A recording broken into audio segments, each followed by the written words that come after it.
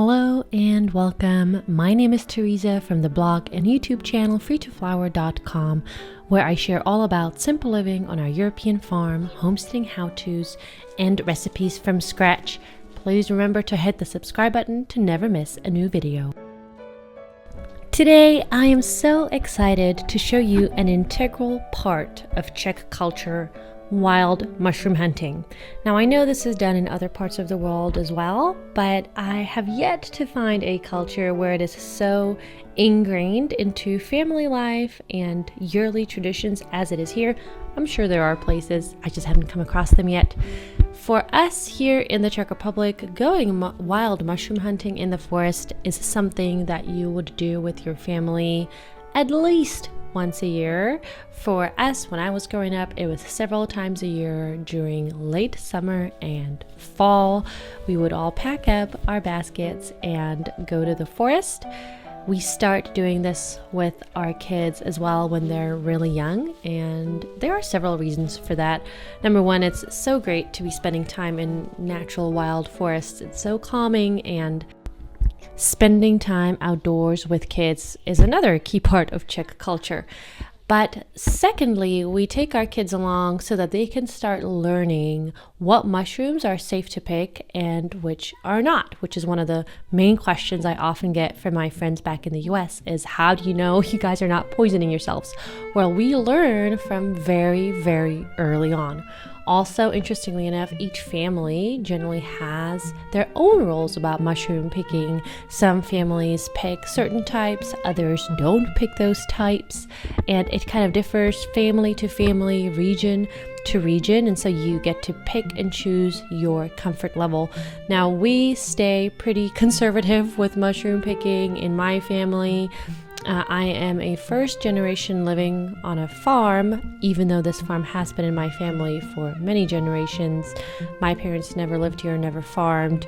While they did love to take us mushroom hunting in the forest, they were not so into all of this as me and my husband. And so I grew up with a pretty conservative way of finding and picking mushrooms, and that's what I'm passing on to my kids. So we're always looking for that brown head and that yellow sponge on the underneath, like you saw in all of those shots from the forest.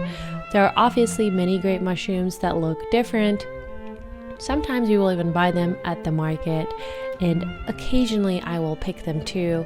But when going out with the kids, especially Aaron, my older son, who is now really great at it, oddly enough, he can spot mushrooms from far away and can know whether they're good or not. My husband, who is American and has not grown up doing this, obviously comes with us, is learning as well. And once he picked a mushroom and was coming to show me, and my son started screaming and yelling at the top of his lungs saying, "No, Papa, no, that's a bad mushroom." I was like, what's going on? And he was right. My husband had actually picked a mushroom that looked very, very similar to the type that we picked, but that we pick normally, but it was not the right type. And my 3-year-old was able to spot that and warn everybody, which I thought was just wonderful. So this is part of our family culture now too.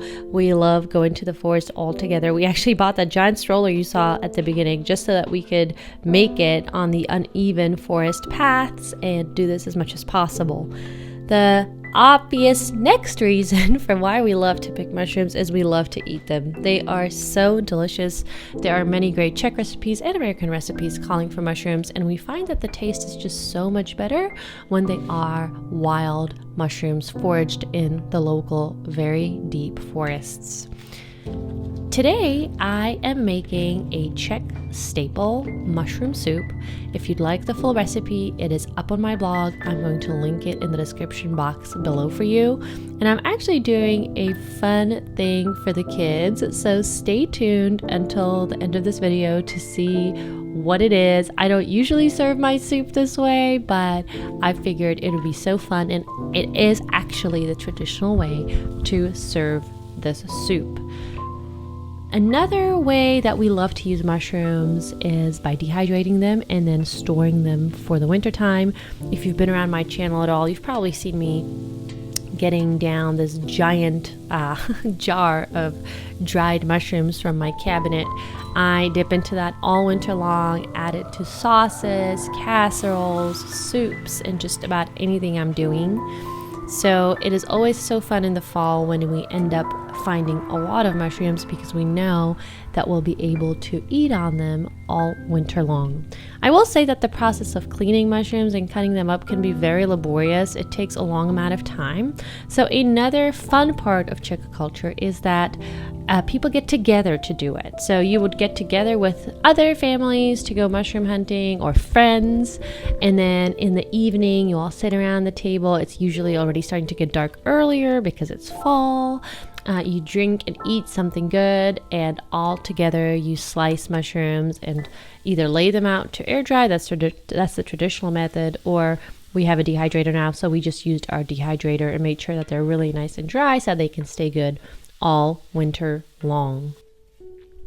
This soup recipe is just one of the delicious Czech mushroom recipes out there. Another really traditional and super simple one is to scramble some fresh mushrooms with your eggs. Once again, this tastes a little different than when you use store-bought mushrooms, just because it's a different type of mushroom, and it's delicious. We usually eat that actually the evening after you go mushroom hunting. That's like the meal you make when you get back home. It's so satisfying and a great way to use up some of the mushrooms that you just found. For this soup, however, I decided to go all out. So it's very similar to cream of mushroom soup. It's a little bit different. It also has an egg in it, and it can have potatoes in it. There is cream. Once again, for the full instructions and the full recipe, I'm going to link it in the description box below. I don't know if you're anything like me. I cannot follow recipe instructions when somebody's just reading them out in a video. I have to see it written out and then be able to go back and forth and all of that. So I'm going to link it down below.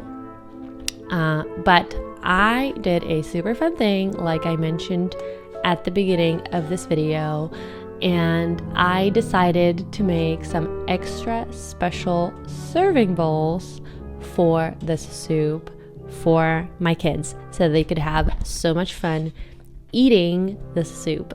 Not only eating it, I guess, but also just the whole experience of it. So I'm going to cut right to the chase. You're going to see this in the video in just a minute, but I served the soup in a bread bowl, and this was so much fun. All I did is I made a double serving of my sourdough bread recipe. I'll link that recipe in the description box below if you'd like to check it out. And then I hollowed out the inside. By the way, my kids definitely ended up eating the inside as well. They loved it. The trick here is to not cut your sourdough bread too deeply. Obviously, you want the bottom layer to be pretty thick so that it can hold your soup while you're eating it and not drain through. Although I'll have to say, my kids were eating really slowly and it did not leak whatsoever, even afterwards. And then you'll just use your fingers and hollow out the rest of the bread to make a little bowl. I made this into a written recipe as well. I'll link it in the description box below.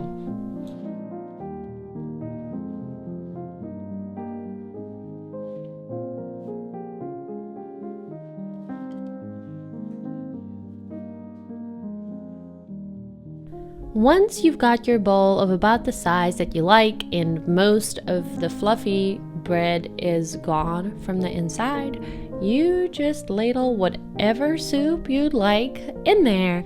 I think that a mushroom soup goes really, really well with this, but I think chicken noodle soup would be really good in this too, goulash soup, or any hearty potato soup, or any other hearty fall soup that you like. Thank you guys so much for watching. Please remember to hit the subscribe button so that you never miss a new video. Check out the recipes on the blog that I linked below, and I'll see you next week.